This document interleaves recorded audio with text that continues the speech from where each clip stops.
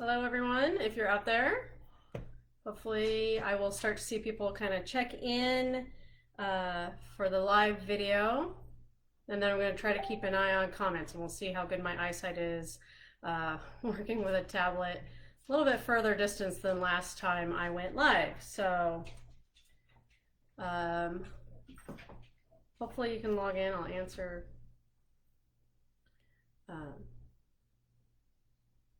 some of you that are messaging me through Messenger, just checking in now.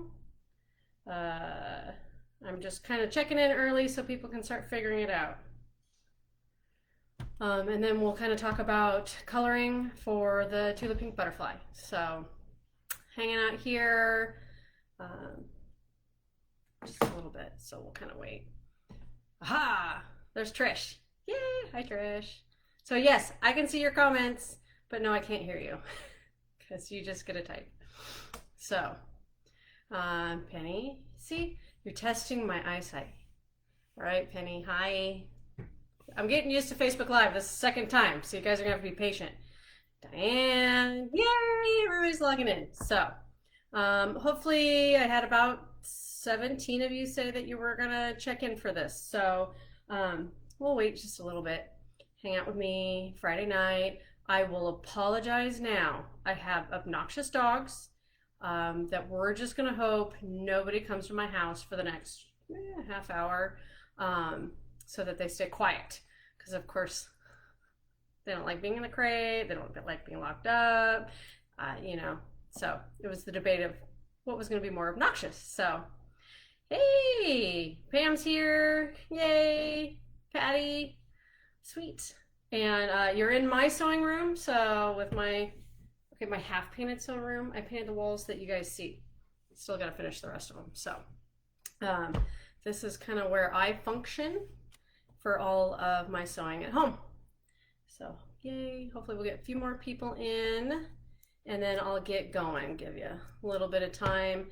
I know a lot of you seem to be kind of freaking out about the fabrics and the colors and the placement and the choices, so I'm really hoping after tonight you're a little more relieved or kind of get a grasp of what we're going to be working with and how to do your fabric selection along the way. You can kind of see my chaos of fabric that I'm using. So I know a lot of you bought the custom bundles that we made.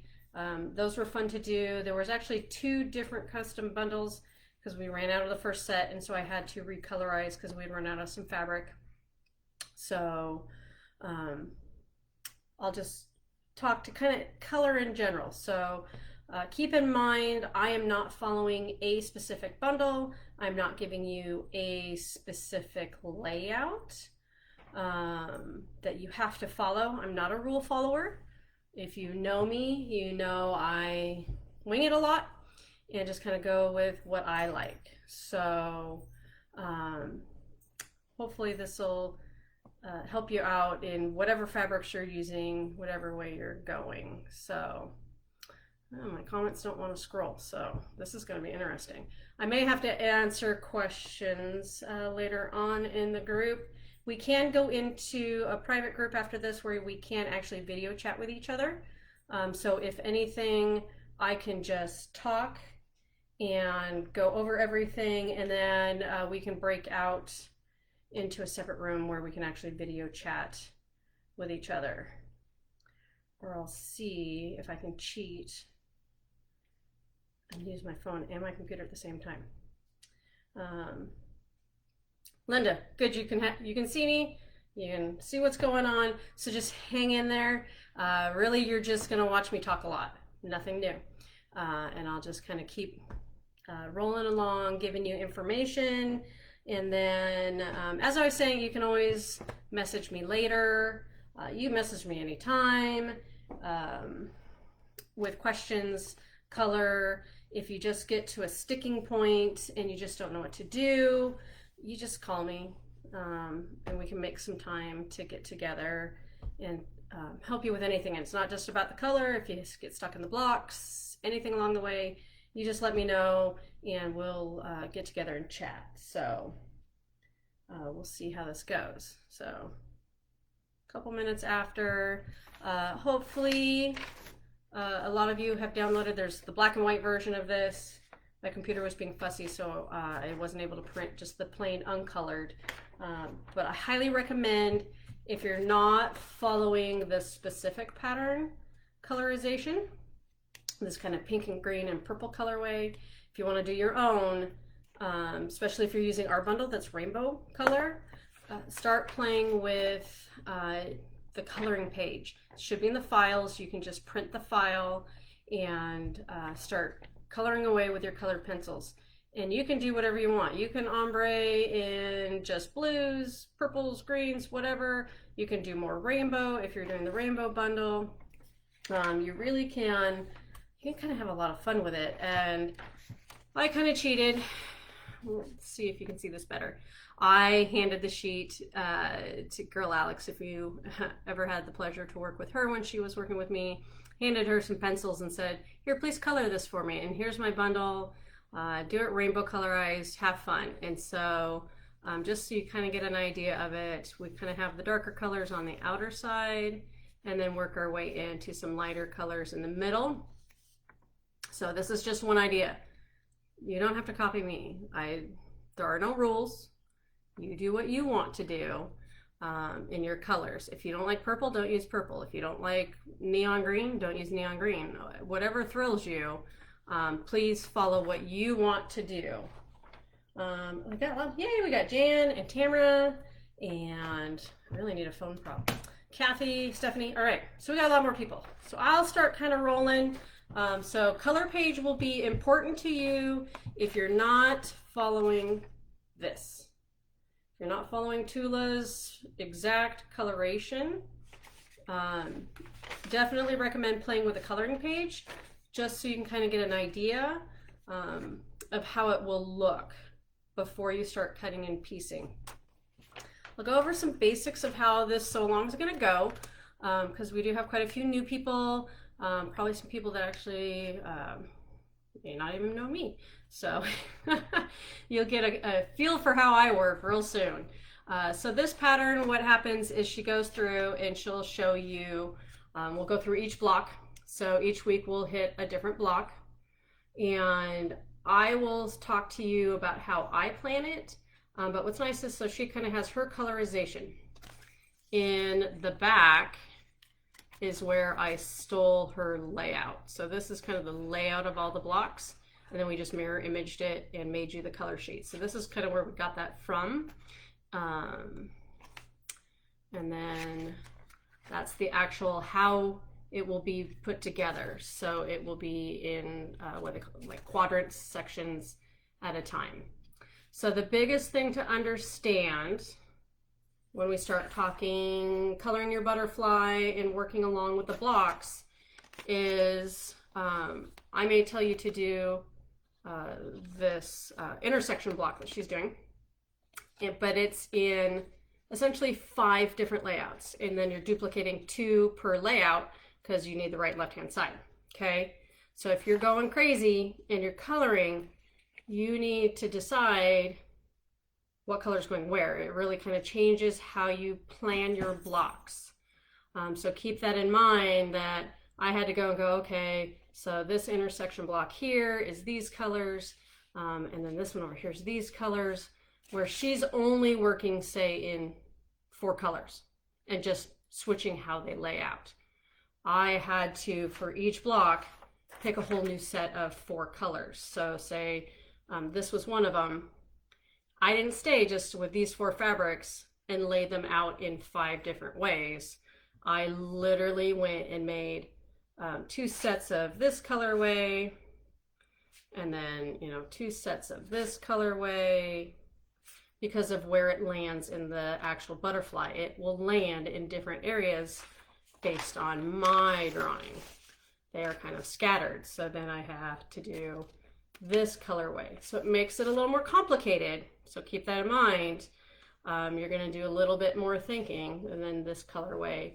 But the blocks are easy, don't worry about those. And the one that has some curved piecing in it, I'm going to play with and try to get you some easier ways to do it, multiple ways to do it, because everybody, of course, sews a little differently, learns a little differently. So, and I like to give you options to make it hopefully go as easy as possible for you. So, because I don't like you being frustrated. So when we get to the curve, which is further down, I'll try to give you some different ideas. So please keep in mind that if you're doing rainbow kind of like I am, it's going to take just a little more work, but you'll love the result of kind of a more colorful butterfly than say one that's really, to me, this was a little more limited in color. So that's where I went with that whole concept. So each week I'm going to show you a block. We'll have a little video. I will demo how to put the block together. Seems kind of silly sometimes, so a lot of times they're just going to be little videos. I'm still going to tell you to watch the video. You never know what I'm going to tell you in the video, because who knows? And I screw up sometimes, and you'll see where I screw up. And it's just spend the 3 minutes and watch it, because I may tell you some secret little nugget that will help you from some sort of headache down the road. Because usually what I tell my students is, if there's a mistake to be made, I'll make it. And so then I'm going to tell you how to not do that mistake. So that's the whole point of me doing the videos. I go to a lot of work to try to do videos. So take the time, dedicate the couple minutes, watch it real quick, and then dive into your quilt. So just each week it'll be a different block, different layouts, different colors, unless you're truly following hers. And then it's fairly simple. It's pick this colorway, do these blocks in that color, done.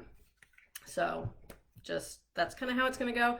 This quilt sew along is 14 weeks to get us through all the blocks and layout, and take a week off for holiday because Thanksgiving shows up in the middle of it. And so I kind of gave us a little vacation, yay, and then hopefully be done before Christmas, at least with the blocks and the basics. Understand, if you do not have all the blocks done each week, so if there's, say, the 10 intersection blocks, if you don't get them done, please don't freak out. Catch up when you can. But I highly recommend, at least then, you know, on the next week, whatever blocks we talk about, at least do a couple of them, get comfortable with it, but don't go freaking out. And I'm not gonna know if you did them all or not. So I'm not following behind you and doing any kind of quilt police. So please don't freak out. I try to be as low stress as possible when it comes to when I teach in classes and those kinds of things. So try not to stress. And like I said, still reach out to me if you are stressing and you're throwing in the towel. Reach out to me. I'll get you off the ledge. We'll come back down, take a breather, and we'll get you through wherever you're stuck. So don't be scared to contact me, corner me, whatever. That's what I'm here for. So hopefully you can see a lot of what I got going on in here. So this was the fat quarter bundle. Does not look as pretty as it was because I've started to make blocks because I got to get ahead of you. So you're just gonna have, if you're working with a bundle, you'll have that. I also have, plus of a quilt shop owner, I have all the true colors. I have a yard of each. So I have some extras that I'm going to be playing with.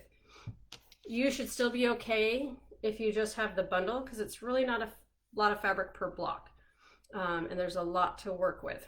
And hair, because I shed everywhere. So don't stress just because you don't have exactly what I have. We can stay within the rainbow, or if you get to a point that you can't get a block really to work, if you just can't quite find the right piece, gather up what you got that you want to play with, come see us at the shop.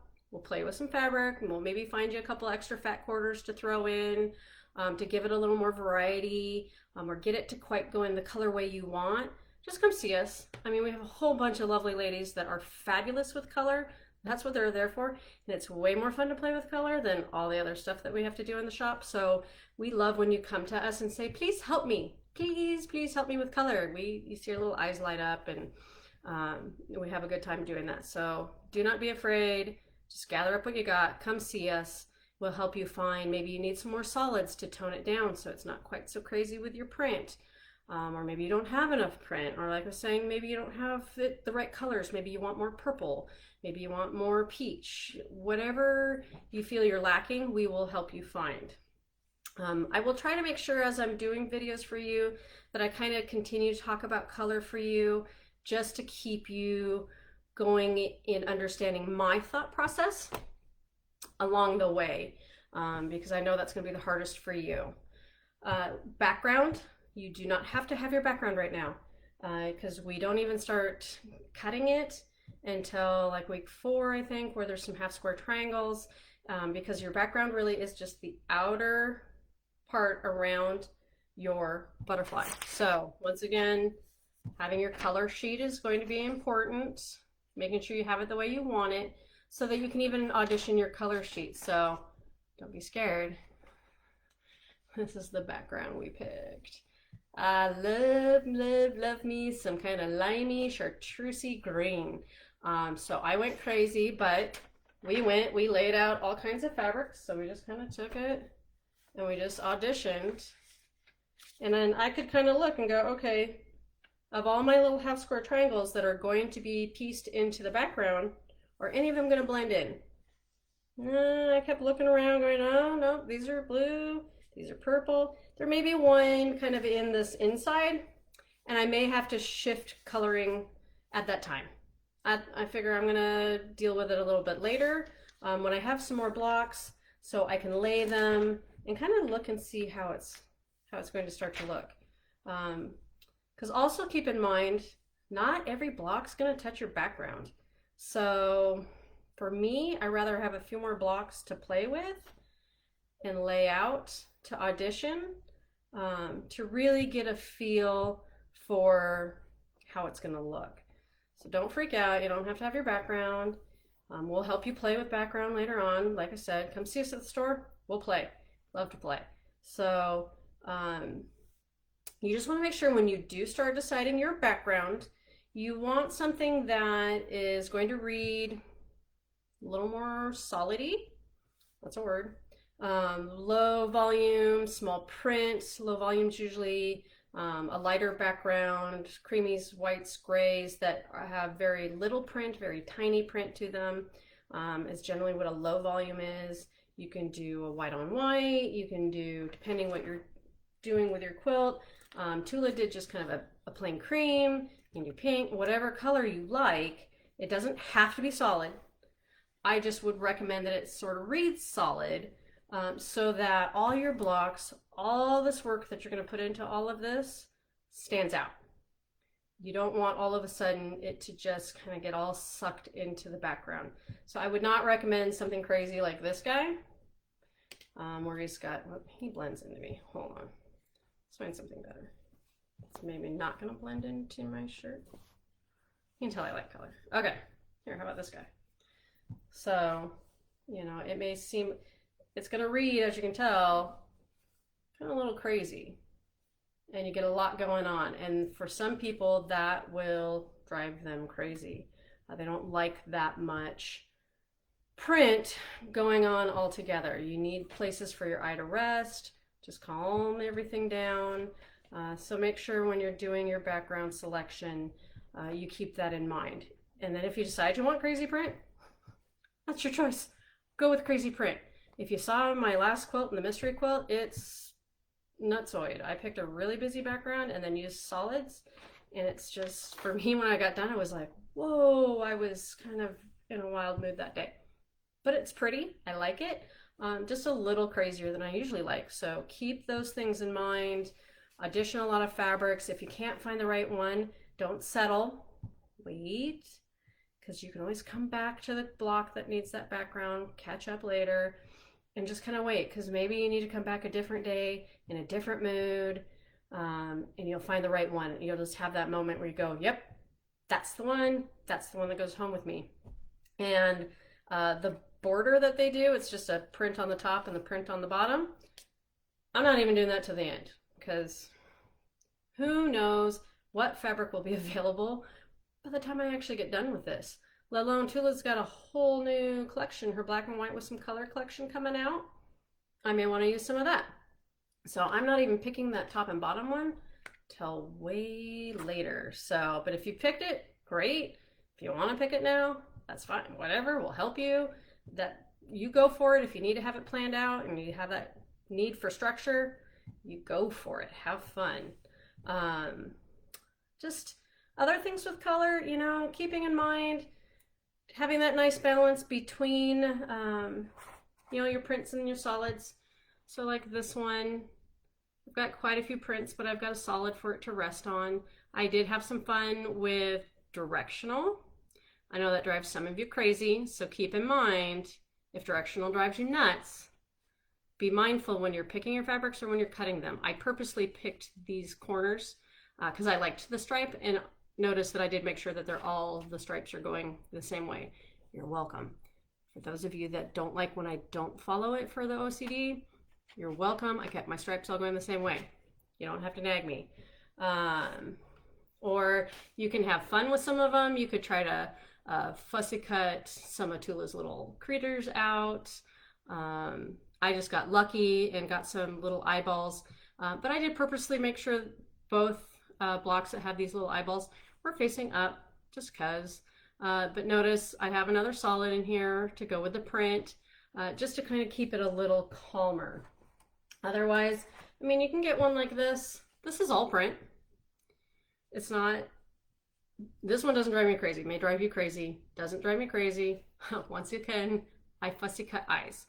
So for those of you that are new, what I did is I specifically made sure that these eyeballs are pretty well centered. I took my ruler and just kind of lined it up.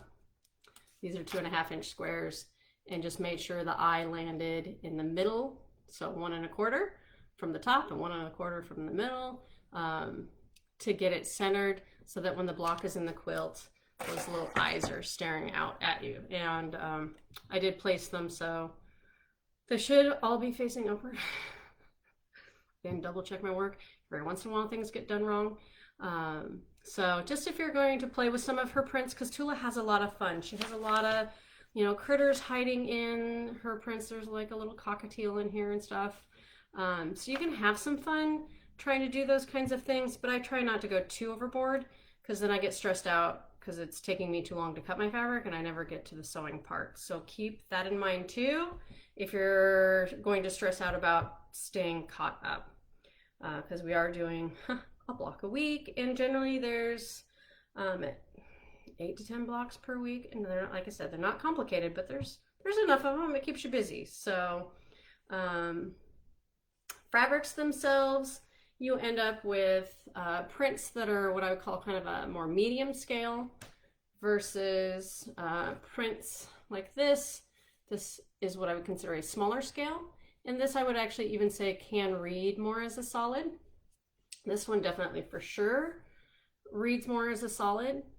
So while it does have some texture to it, what's nice is it will, once it's put into the block, read a little calmer, not as crazy. So you can do a nice mix of prints that read as solid versus those that are definitely a more textured. And this is a smaller scale, but definitely has a lot more going on. Doesn't necessarily read as a solid. So all kinds of things to keep in mind is those kinds of things as you're combining. So, and I just kind of audition. I just start laying them out together. When I decide, oh, okay, I need, per my coloring, you know, I need kind of a purpley blue and then a deeper blue. I needed this aqua and then the lime and aqua. Notice I did try to carry through some of my colors. So this tealy aqua that's in the bananas, it's also in the eyeball and pretty much here in this print. So it kind of pulled that color all the way through, which is what helps make it kind of what I consider more harmonious versus competing against each other. Where if I took, let's see if I can even do a good example. It's hard to go wrong with some of these fabrics. You know, blues and teals, but then threw in maybe this lavendery purple. I mean, still not terrible, but there's certain things where really none of each of the colors are within each other, so they don't always blend as happily as if you can kind of try to pull some through. This one kind of pulled some pinks into the purple and the purple out here. Try to pull some of it through, not as much. So audition with them, play with them. This one I had a lot of fun. I think this one's my favorite, but I think it's because it also has the chartreuse. This has 2 solids though. So note, I went 2 solids, one in the middle, one on the outside. Definitely makes it very calm. You definitely see the plus in the middle. And this fabric here with the star, and there's actually a little bear hiding in there, pulls this color through kind of to this color. And so that's why I kind of picked this palette, is it just pulled it through. So a lot of times I do try to pick some prints that maybe have more than one color if I need an actual print, and then work through it. So something like this one where it has, you know, a whole rainbow through it. These are fun ones because then you can specifically pull out, say, an orange to work with it. If you're trying to do a nice orange, it'll start, if you can tell, all of a sudden it starts to pop out from that fabric. All of a sudden you can see it really strong. So it's kind of nice when you can pick a fabric that's got some multicolors to work with some solids, and then you can always then work your way back through and maybe put in like the banana that has some different colors, so they all start to play well together. So hopefully that makes some sense. Sometimes it's hard to talk about color not in person, so we're doing the best we can. Like I said, we definitely can go do some groups where we can kind of sit and video chat and have kind of more one-on-one or small group where you can actually ask questions and get real answers from me, because of course right now I don't see that anybody's written any comments, so hopefully that's true and you're all just listening to me yammer on and on and on. I'm sorry, but you signed up for this. This will teach you. Otherwise, I think for the most part, you know, that's kind of how I go with color. If you're not working in, say, Tula. So I know some of you, I saw some batiks and some other fabrics, so, which is great. Work with the fabrics you love. Same types of things, making sure that they start to kind of work harmoniously, they work together. A lot of times something that can be good is you can always take a photo, make it black and white, and you can kind of make sure that if you're worried about it reading dark in some sections and light in other sections of the blocks, especially like even block 1, when she shows you this layout, I'm learning how to work backwards. Notice she kind of goes from light to dark, and then some are dark to light. So if you're worried about your fabrics reading correctly, so that the lights actually read light and the darks actually read dark, photograph what you've pulled, turn it black and white, and you'll be surprised to see what happens when you go, oh, I thought that print was light, and next thing you know, it's medium or it's dark. And then you go, huh, okay, and you play again and you can shift. It's kind of a real eye-opener when you start looking at it in just kind of a gray scale. That really definitely tells you what's truly a light and what's truly a dark. So if you're playing with other fabrics or even the Tula fabrics, it's a good way if you are trying to focus on getting your darks to lights all in the right appropriate places in any quilt, not just this one. I use it a lot. I used it for temperature quilt and that kind of stuff to make sure that my temperature colors went from dark to light. Otherwise, you know, the next block, it's fairly simple. It's cute and tiny. And it's only 2 colors per block. Way easier to plan. But you know, I went through again and just kind of went, oh, well, this fabric has some peachy tones and that's what I want to play with. So that's why I paired these 2 together. And you may look at these 2 colors and go, good God, why would you put those together? Because I think they're fun and pretty. And you may might not be your style, and that's okay.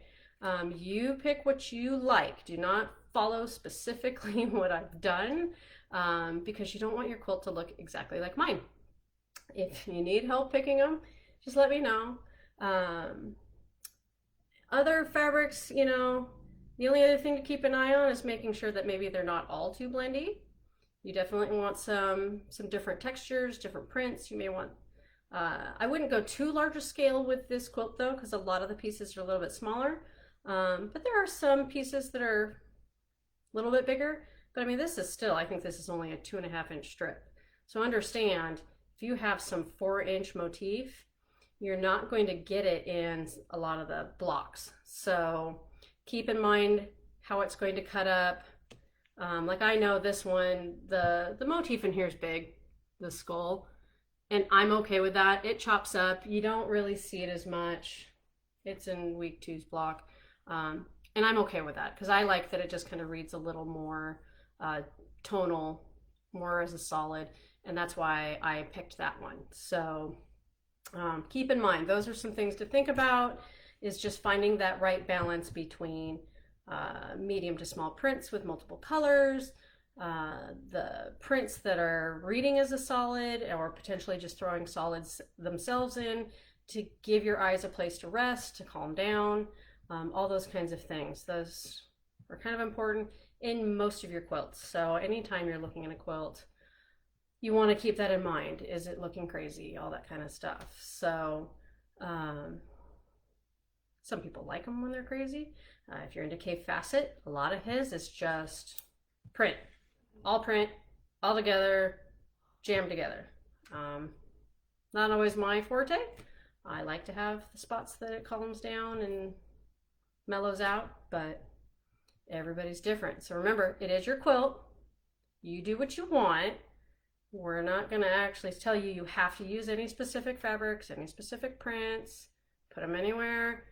That's still going to be your quilt, your choice. So keep that in mind. Just because somebody else uses, you know, just because I use this, you don't have to do that colorway. Do the colorway that makes you happy. Refer back to your color sheet and what you want it to be. And also understand, don't be permanently attached to this. You can change it. Things can change. Change is good. If it starts looking like you just don't like how it's turning out, it's not blending together, change it. Do something different. It's okay. Okay? So don't just freak out that you're like, oh, it's not following it. Or this block, it doesn't look like how I thought it would in my drawing. Then let's change it. We'll fix it. We'll move fabrics around, whatever it is. So don't get super attached and then stress yourself out. It's okay to change your motive at any point in the quilt. I've had projects where I've completely started over because I didn't like how any of it was going. So you can do that too. If you have that problem where you go, I don't like any of this, let's start over, we can do that too. So you can make it as scrappy as you want. You can make it as structured as you want. If you're following Tula's, hers is definitely a little more structured than the way I'm going, because really she's kind of focusing really in 3 different colors, you know, the pinks, the greens, and the purples, where I obviously am working in an entire rainbow. So you're definitely more than welcome to stay more focused. It may make it easier for you. Whatever is your happy place for your quilt, okay? So I think I'm gonna wrap up. You've listened to me for, good Lord, a half an hour. I'm sorry. You're welcome. And I will pop into the Facebook group, and I can go open, I think, like a chat room or a message room, and you'll be able to join into it. I'll figure that one out. So for now, that is my 30-minute lesson on color and the Tula pattern and what we have ahead of us. Always reach out. Call me, email me, Mindy@quiltingmayhem.com, call me at the shop, any of that, and I will gladly help you with whatever you need. Okay, guys? So we'll see you in a chat room if you want, if you have more questions, or like I said, just ask later on. Get ready. Next week we'll talk about blocks. So just go grab the color sheet, start playing, start planning, start designing. That's your homework this week. Just play with color, kind of look at your fabric. As you can tell, mine's spread all over the place. And this is kind of how it's going to live for the next 3 months. That might drive me crazy, but it makes it easier for me to just kind of grab and play and move things around and it's just easier for planning to have kind of it spread out so I can see it all. So be prepared that you may have to take over your cutting table, your dining room table, whatever, every time that you're planning out your blocks, just so you can play around and get comfortable with how you want your layout. So we're gonna have a lot of fun. It's gonna be a good time. And at the end, huge, amazing butterfly quilt. So hopefully you're ready. And next week we'll post videos and give you some tutorials. All right. So have a great Friday, guys. Talk to you later.